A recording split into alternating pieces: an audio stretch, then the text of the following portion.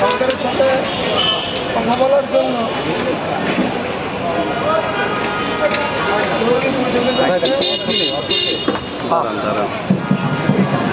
দুনিয়ার মজদুর লড়াই করো, দুনিয়ার মজদুর লড়াই করো, লড়াই করো, দুনিয়ার মজদুর, দুনিয়ার মজদুর লড়াই করো, লড়াই করো, দুনিয়ার মজদুর। বিশৃঙ্খলা করে না, সেটা শুনে রাখবেন, ঠিক আছে? আর সবাই দোয়া করবেন যেন আমাদের আলোচনা আমরা আপনাদের কথাগুলো বলতে পারি।